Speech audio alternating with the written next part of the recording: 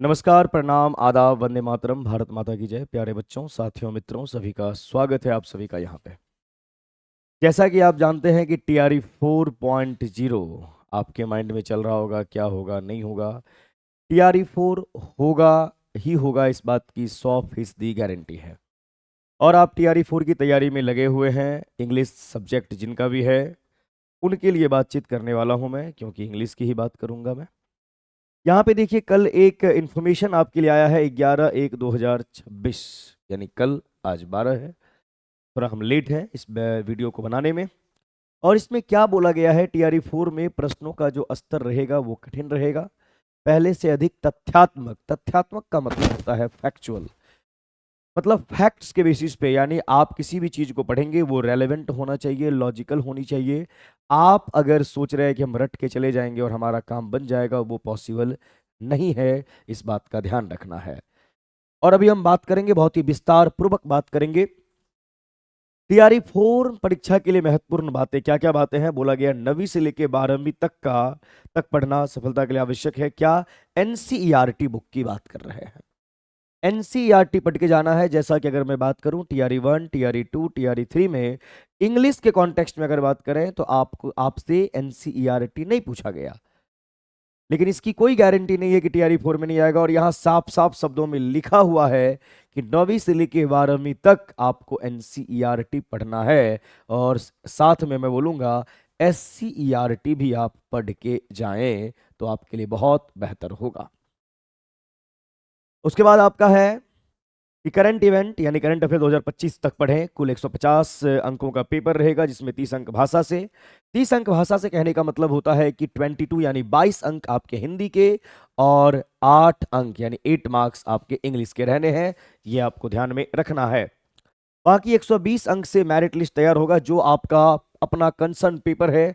80 marks, जैसे English की बात करेंगे तो 80 मार्क्स, और साथ में जो कॉमन पेपर होता है वो आपका 40 मार्क्स वाला 120 मार्क्स। 120 अंक की बात करेंगे जो आप जानते हैं। मुख्य विषय में एनसीईआरटी की पुस्तकें ही अधिक कारगर होगी। ये लाइन जो आपका है बहुत ही शानदार है, इसे आप ध्यान में रखेंगे। जो मुख्य विषय है आपका, जैसे आपका इंग्लिश है तो यहाँ पे लिखा हुआ है, देखिए, ये मुख्य विषय में एनसीईआरटी की पुस्तकें ही अधिक कारगर होंगी। यानी पूरा एनसीईआरटी पढ़ के अच्छे से जाना है आपको। यानी मेरे कहने का मतलब है कि अगर मैं लिटरेचर पे बात करूं, जैसा कि अगर आप लिटरेचर की बात करते हैं तो टीआरई 1 और टीआरई 2 में आप देखेंगे, टीआरई 1 में तो आपका 6 to 8 हुआ नहीं था, टीआरई 2 में 6 to 8 हुआ, बट वहां पे लिटरेचर के क्वेश्चंस नहीं थे। लेकिन टीआरई 3 के अकॉर्डिंग अगर हम बात करें तो 6 to 8, 9, 10, 11, 12 सारे एग्जाम्स में लिटरेचर के क्वेश्चंस पूछे गए। 35 क्वेश्चंस आपके इंग्लिश लिटरेचर से था।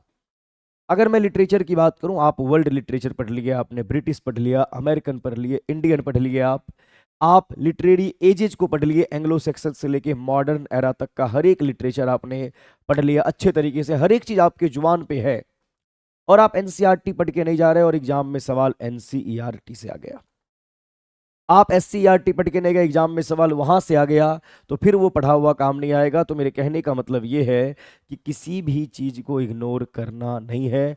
चाहे वर्ल्ड लिटरेचर की बात करें, अमेरिकन लिटरेचर हो, ब्रिटिश लिटरेचर हो, इंडियन की बात करें, आप लिटरेरी एजेस की बात करें, लिटरेरी फॉर्म्स की बात करें, और उसके बाद ग्रामर की बात करेंगे, तो ग्रामर में भी आप रट्टा मार के ना जाएं, क्योंकि यहां साफ शब्दों में लिखा हुआ है तथ्यात्मक, यानी फंक्शनल। जैसा जिसका काम होता है वैसा उसका नाम होता है, नाम के अनुसार ही पहचाना जाएगा। यानी कुल मिला के अगर आप रट के जा रहे हैं तो आपका काम नहीं चलेगा। जैसा कि आपने एस्टेट के एग्जाम में देखा, 2 वर्ड के बीच का डिफरेंस भी पूछा गया। मैं इंग्लिश की ही बात कर रहा हूं। वहां पे अगर नरेशन यानी डायरेक्ट और इनडायरेक्ट स्पीच की बात करें तो डायरेक्ट, वहां पे क्वेश्चन आपका डायरेक्ट से इनडायरेक्ट ट्रांसफॉर्म करने के लिए नहीं दिया।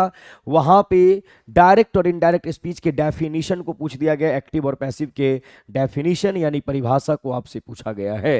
यानी एग्जाम में सवाल किसी भी प्रकार का हो सकता है, डेफिनेशन हो सकता है, कॉन्सेप्ट्स हो सकते हैं, तो हर एक चीज पढ़ के जाना है। तो मेरे कहने का मतलब यह है कि इंग्लिश में 4 एरियाज से आपका सवाल आएगा: grammar, vocab, comprehension and literature. Grammar आप जो पढ़ के जाएं, मेरे समझ से एसएससी के लेवल का पढ़ के जाएं, सीजीएल लेवल का जो अपना एक ग्रामर होता है वो पढ़ के आप जाएं। ऐसा नहीं कि हम टीजीटी पीजीटी की तैयारी करते हैं, पूरा लिटरेचर में ही डूबे हुए हैं, रमे हुए हैं और ग्रामर को हमने इग्नोर कर दिया। बहुत सारे बच्चे मिलने आते हैं सिर्फ लिटरेचर लिटरेचर पे बात कर रहे हैं। आप लिटरेचर पढ़ रहे हैं, ग्रामर छोड़ देंगे, बात आपका नहीं बनेगा। वोकैब जो आपका है, चाहे आप सिनोनिम की बात करें, एंटीनीम की बात करें, वन वर्ड या foreign expressions, spelling test, paronym, homonym, homograph, homophones, ये वोकैब के टाइप्स हैं जो बैचेज में पढ़ाता हूं।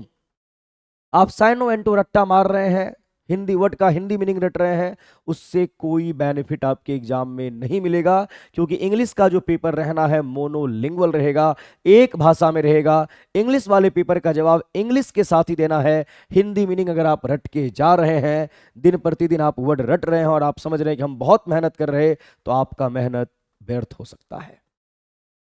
इसीलिए टू द पॉइंट पढ़ना है, लॉजिकल पढ़ना है, एग्जाम का क्या नीड है, क्या डिमांड है, उसके अकॉर्डिंग आप पढ़ के जाएंगे।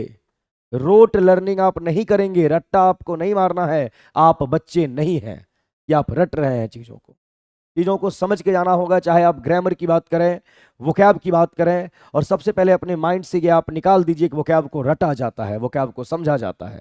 अगर वो विज्ञान, वो गणित आपके पास नहीं है तो उसे ढूंढिए, उसे तलाशिए और उस पर काम करना स्टार्ट कीजिए।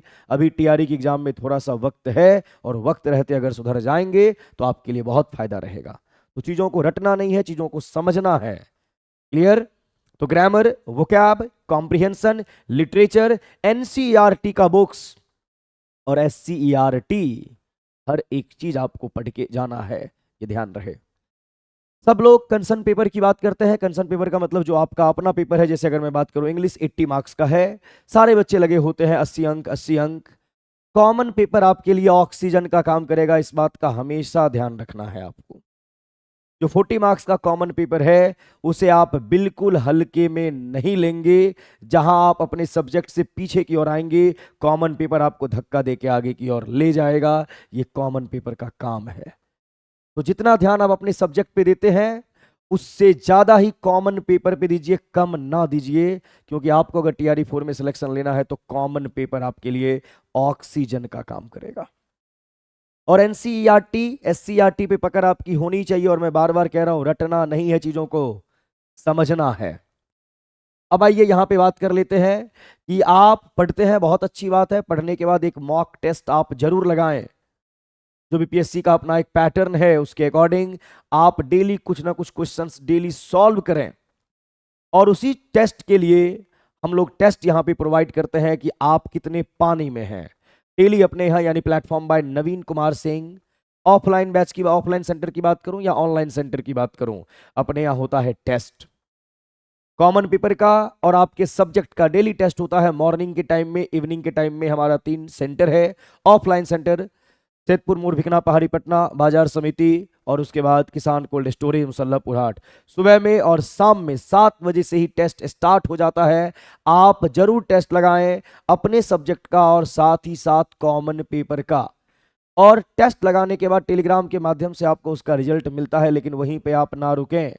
उस टेस्ट का सॉल्यूशन, डिस्कशन डिटेल्ड वे में सारे एक्सपर्ट्स टीचर्स के द्वारा करवाए जाते हैं। हमारा यूट्यूब चैनल है platform all test discussion, platform all test discussion.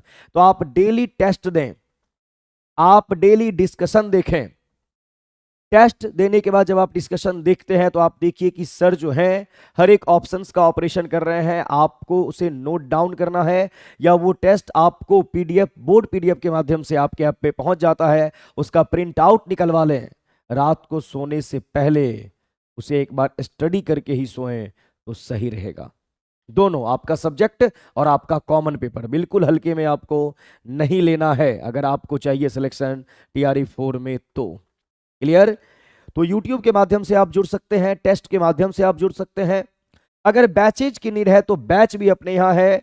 Batch में जुड़ना है तो बैच में जुड़ें। आपको लगता है कि नहीं हमारी तैयारी हो रखी है, हम बस YouTube पे बने रहेंगे, हमारा सिलेक्शन हो जाएगा, तो ये आप पे डिपेंड करता है, क्योंकि आपसे बढ़िया आपको कोई नहीं जान रहा।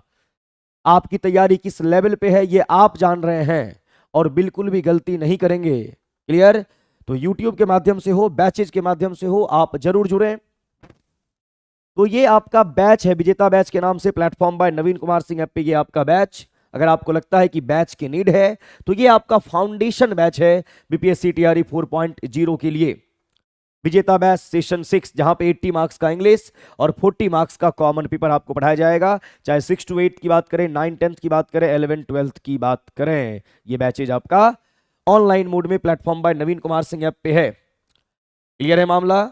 और ये अगर बहुत बच्चा ऐसा भी है कि सर मुझे सिर्फ लिटरेचर पढ़ना है, ग्रामर वोकैब हम पढ़ चुके हैं, या टेस्ट जो देते हैं आप, जो डिस्कशन करवाते हो उससे हमारा काम हो जाता है, लिटरेचर पढ़ना है, तो लिटरेचर के लिए ये धाकर बैच सीरीज 2 है आपका। सीरीज 1 हम कंप्लीट कर चुके हैं जिसमें 147 लेक्चर्स पढ़ाया हमने, और 147 लेक्चर्स सीरीज 2 में रिकॉर्डेड फॉर्म में आपको मिलता है। और ये बैच 499 में प्लेटफॉर्म बाय नवीन कुमार सिंह ऐप पे है, जहां पे बिल्कुल जीरो लेवल से जो बच्चा लिटरेचर का एल तक नहीं जानता है, लिटरेचर को नचाएगा उड़ाएगा। इतना शानदार और जबरदस्त बैच है आपका ये धाकर बैच का सीरीज 2 499 में। और ये एनसीईआरटी आपका जो इंफॉर्मेशन आया है, जो न्यूज आया है, उसमें बोला गया 9 to 9th to 12th, लेकिन हम यहां पे जो एनसीईआरटी आपको पढ़ा रहे, क्लास 6 से लेके क्लास 12 तक का एनसीईआरटी आपको पढ़ा रहे 299 में प्लेटफॉर्म बाय नवीन कुमार सिंह ऐप पे। ये तो बैच है आपका जो पेड बैच होता है प्लेटफॉर्म बाय नवीन कुमार सिंह ऐप पे। अगर आपको सिर्फ यूट्यूब पे बने रहना है तो ये अपना एक यूट्यूब सेशन है, शाम में 6 बजे डेली यहां पे क्लास होती है। नेट जेआरएफ को लेके लिटरेचर यहां पढ़ाते हैं, और बोला गया है क्वेश्चन का लेवल जो होगा वो अप होगा, डाउन नहीं होना है। मैं बोलूंगा कि आप टीजीटी पीजीटी लेवल के लिटरेचर को तो पढ़े ही पढ़ें, साथ ही नेट लेवल के क्वेश्चंस को भी प्रैक्टिस आप करें। क्लियर है मामला? और उसके लिए ये सेशन हमारा एक यूट्यूब चैनल है, platform teacher. Platform teacher YouTube channel है, जहां डेली शाम में 6 बजे लाइव आते हैं, आपको आना है, सेशन देखना है। और प्लेटफॉर्म टीचर यूट्यूब चैनल पे एक प्लेलिस्ट बना हुआ है, NET JRF English by Chauhan sir. आप देख सकते हैं जाके, ढेर सारे लेक्चर्स, ढेर सारे वीडियोज है, और देखना स्टार्ट कर दीजिए, अपनी तैयारी में आप लग जाइए। तो ये डेली का शाम का 6 बजे का session platform teacher YouTube channel पे। और उसके बाद आपका रात में 9 बजे से नवीन कुमार सिंह यूट्यूब चैनल पे, जहां मैं आपको ग्रामर वोकैब कॉम्प्रिहेंशन पढ़ाता हूं। शाम 6 बजे प्लेटफॉर्म टीचर, जहां सिर्फ और सिर्फ बात करेंगे लिटरेचर।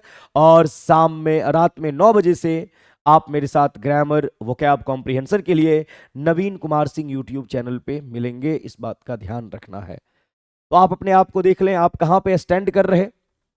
अगर आप तैयारी कर चुके हैं तो यूट्यूब के माध्यम से हमसे जुड़ें, टेस्ट के माध्यम से हमसे जुड़ें।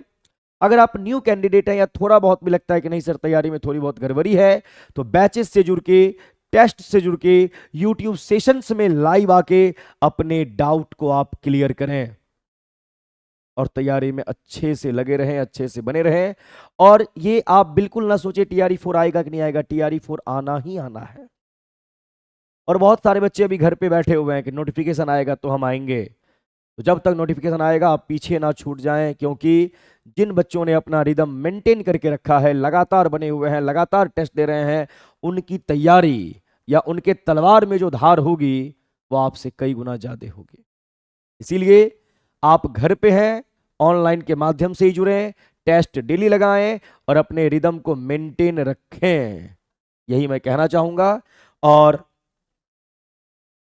अच्छी तैयारी होगी, आप सभी का सिलेक्शन होगा। घबराना नहीं है कि क्वेश्चन का लेवल ऐसा होगा, क्या होगा, नहीं होगा। आप डेली पढ़ें, एक शेड्यूल फिक्स करें, कॉमन पेपर को बिल्कुल हल्के में ना लें, अपने सब्जेक्ट को जितनी तवज्जो दे रहे हैं कॉमन पेपर को भी दें। यूट्यूब के माध्यम से, टेस्ट के माध्यम से, बैचेज के माध्यम से लगातार बने रहें, और डेली कम से कम 12-13 घंटे आप काम करें। सिलेक्शन आपका पक्का होगा, कोई भी काट नहीं सकता है। चलिए, इसी के साथ अपने शब्दों को विराम देते हैं, और फिर आपसे हम मिलते हैं अपने YouTube सेशंस में। बहुत बहुत धन्यवाद आप सभी का।